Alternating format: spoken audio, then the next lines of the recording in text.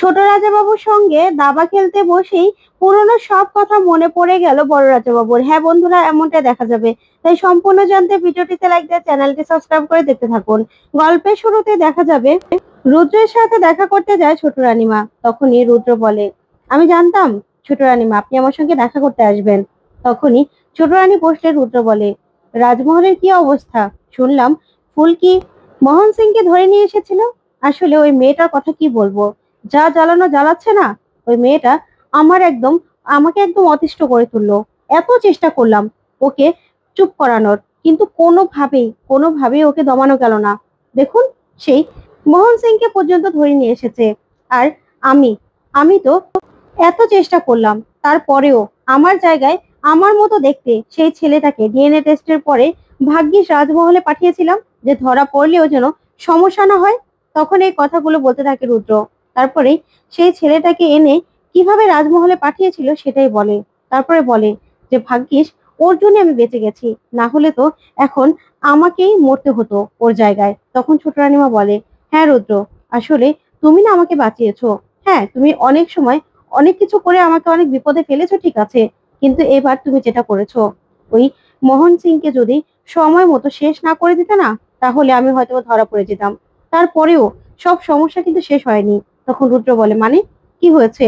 তখন ছোট রানী বলে, ফুলকি ফুলকি তো সবটা ধরে ফেলেছে। এই যে সবকিছুর পেছনে আমি আছি, তাই ও কিন্তু আমাকে শাসিয়েছে যে ও ঠিক বের করবে যে মোহন সিংকে কে হায়ার করেছিল, কে এনেছিল। তখন রুদ্র বলে, হ্যাঁ, ফুলকি দাসকে কিন্তু হালকাভাবে নিলে চলবে না। এই মেয়েটা সব পারে। ও কি করে যে কোথা থেকে কি করে বসে সেটাই বুঝতে পারি না। তাই আপনাকে আমি ছোট্ট একটা ডিভাইস দেব, যেটা ফুলকির ফোনে শুধু সেট করে দিতে হবে। তারপরেই ব্যাস, ফুলকি কি করছে না করছে সবটা আমরা জানতে পারবো। ওই মেয়েটাকে আমি কিছুতেই ছাড়বো না। এবার আমি ওকে কিছুতেই যেতে দেবো না। তখন ছোট রানীমা বলে, ঠিক আছে। ওইদিকে দেখা যাবে রোহিত আর ফুলকি ডক্টরের কাছে নিয়ে যায় বড় রাজাবাবুকে। তখন সিটি স্ক্যানের রিপোর্ট দেখে ডক্টর বলে, হ্যাঁ, এইখানকার স্মৃতিগুলো ওনার সব মুছে গেছে। আচ্ছা, আপনার কি কিছুই মনে পড়ে না? আপনি কি কখনো কিছু মনে করার চেষ্টাও করেননি? তখন বড় রাজাবাবু বলে, হ্যাঁ, মনে করার চেষ্টা করলেই তখন কিছুই মনে পড়তো না। উল্টো আরো আমার মাথায় প্রচন্ড যন্ত্রণা হতো। তাই আমি কিচ্ছু মনে করতে চাই না। আমার মনে পড়বেও না কোনো কিছু। তখনই এই কথা শুনে ডক্টর বলে, না না, আপনি এরকম করে বললে কি করে হবে? তখন ফুলকি বলে, আচ্ছা বাবা, আমরা তো ডক্টরের সঙ্গে কথা বলছি।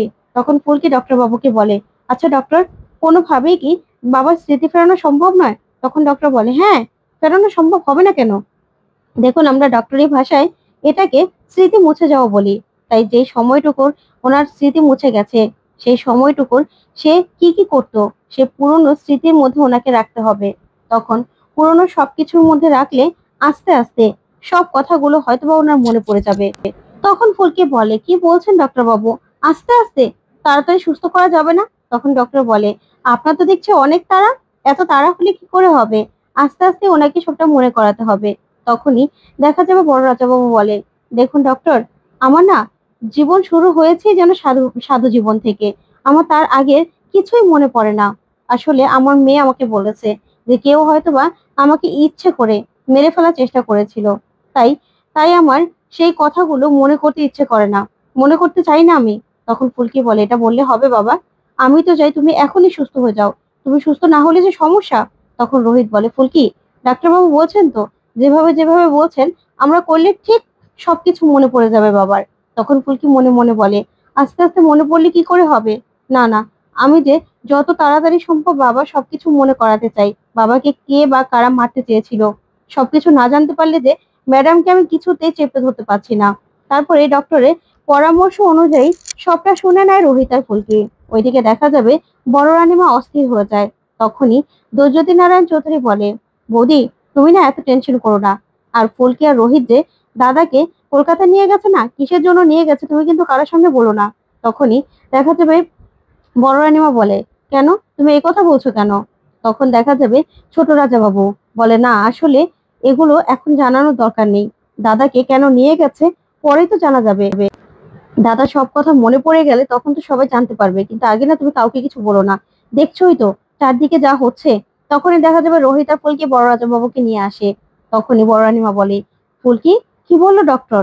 তখন বড় রাজা বাবু বলে, আর কি বলবে, আমার না কিছু মনে নেই, আগের কিছু মনে পড়ছেও না, আমি কিছু মনে করতেও চাই না, বুঝতে পেরেছো? তখন ফুলকি বলে, আচ্ছা বাবা, এরকম বললে কি করে হবে বলো তো? তোমাকে তো সবটা মনে করতে হবে, তাই না? আর তাছাড়া তোমাকে তো আগে সব কথা মনে করেই তারপরেই সে আগের মতো করে আবার চলাফেরা করতে হবে। তখনই দেখা যাবে ফুলকি বলে, আচ্ছা বাবা কি কি করতো? তখন তখন ছোট রাজা বাবু বলে, দাদা কিন্তু খুব ভালো দাবা খেলতো, দাবা খেলায় চ্যাম্পিয়ন ছিল। তখন এই কথা শুনে রোহিত বলে, বাহ, এইটা একটা খবর জানা গেল। ওইদিকে দেখা যাবে ছোট রানীমা আর ইন্দ্র সবটা শুনতে থাকে। তারপরে দেখা যাবে ছোট রানীমা বলে, না না, কিছুতেই কিছুতেই দাদার সবকিছু মনে পড়লে চলবে না, তাহলে তো আমি ফেঁসে যাবো ইন্দ্র। তখন ইন্দ্র বলে, মা তুমি চিন্তা করো না, আমি ফুলকির উপর সম্পূর্ণ নজর রাখছি। তখন ছোট রানীমা বলে, না না, শুধু নজর রাখলে হবে না, সবটা জানতে হবে, আমাকে ডিটেলসে জানতে হবে। তোমাকে একটা কাজ করতে হবে, ফুলকির ফোনে একটা ডিভাইস সেট করে দিতে হবে, তাহলে আমরা সবটা জানতে পারবো। তখন ইন্দ্র বলে, হ্যাঁ মা, তুমি চিন্তা করো না, সবকিছু ব্যবস্থা হয়ে যাবে। ফুলকি একবার না একবার তো নিজের মোবাইলটা কাছে থেকে রাখবে, তাই না? তখনই আমি ডিভাইসটা চালু করে দেবো। তুমি চলো, এবার তোমার অফিসে গিয়ে আমরা কথা বলি। এই বলে ছোট রানী আর ইন্দ্র সেখান থেকে চলে যায়। তখনই দেখা যাবে ধানু এসে ভিতরে ঢোকে আর বলে, হ্যাঁ, আমার দা ভাইও তো খুব ভালো দাবা খেলতো, তাহলে আজকে হয়ে যাক না দাবা খেলার প্রতিযোগিতা। তখনই দেখা যাবে বড় রানীমা বলে, রোহিত তুমি তো বক্সার, তাহলে দাবা খেলতে যে? তখন রোহিত বলে, হ্যাঁ হ্যাঁ, আসলে আমরা নিজেদের নিজেদের খেলায় কনসেন্ট্রেট করার জন্য মাঝে মাঝে আমরা নিজেরাই খেলতাম, ফুলকিও খেলতো, ফুলকিকেও শিখিয়েছিলাম, হয়তোবা মনোযোগ দেয়নি, তাই এখন ভুলে গেছে নাকি তাও জানি না। তখনই বড় রাজাবাবু বলে, না না, আমি কিচ্ছু করতে চাই না।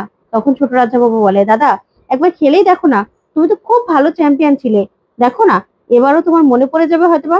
তখন বড় রানীমা বলে, আমার বিয়ে হয়ে এসেও তো দেখেছি যে ওরা জঙ্গলে শিকারে কত জায়গায় যেত, এভাবে তুমি কতদিন আর বাড়িতে বসে থাকবে বলো তো? তখন ফুলকি বলে, ব্যাস, আর কোনো কথা নয়, আজকে আজকে আমরা দাবা খেলা প্রতিযোগিতা করব, ঠিক আছে? এই বলেই ফুলকি দাবা আর সবকিছু নিয়ে নেয় আর বলে, এবার খেলা শুরু হয়ে যাবে। তখন বড় রাজাবাবু বলে, আমি তো কিছু খেলতে পারি না। তখন রোহিত বলে, বেশ, আপনার হয়ে না হয় আমিই খেলে দেব। তখন ফুলকি বলে, হ্যাঁ স্যার, বাবা তোমার হয়ে স্যার খেলে দেবে, ঠিক আছে? তখন রোহিত ইচ্ছে করে গানগুলো যেন ওলটপালট দিতে থাকে। ওইদিকে দেখা যাবে ছোট রাজাবাবু বলে, দাদা তোমার জামাই কিন্তু খুব ভালো দাবা খেলে, তাই না? এবার কিন্তু আমি কিস্তি চালগুলো দেব। এই বলেই ছোট রাজাবাবু এক এক করে গুটি খেতে থাকে। তখন দেখা যাবে রোহিত হেরে যেতে থাকে।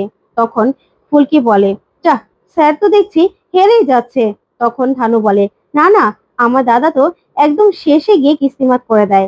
তখনই ছোট রাজাবাবু বলে, একদম তো দেখছি দাদা, তোমার জামাইও তোমার মতন, আমার দাদাও কিন্তু শেষে গিয়ে কিস্তিমাত করতো। তখনই অনেক কথা ছোট রাজাবাবু বলতে থাকে, কিন্তু বড় রাজাবাবু কিছুই মনে পড়ে না।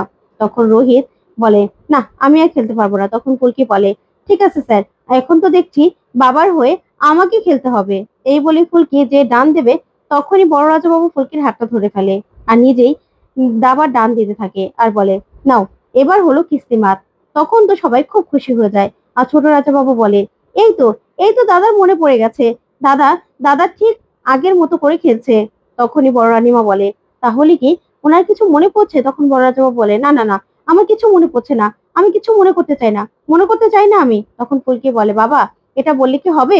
তোমাকে তো সবটা মনে করতে হবে, তুমি যে এই রাজ্যের বড় রাজা বাবু, তোমাকে সবকিছু মনে করতে হবে না বলো তো? ওইদিকে ছোট রানীমার ইন্দ্র লুকিয়ে লুকিয়ে সবটা দেখতে থাকে। তো বন্ধুরা, এবার কি তাহলে বড় রাজা বাবুর স্মৃতি ফিরিয়ে আনতে পারবে ফুলকি? তোমাদের কি মনে হয় কমেন্ট করে জানাও। ধন্যবাদ।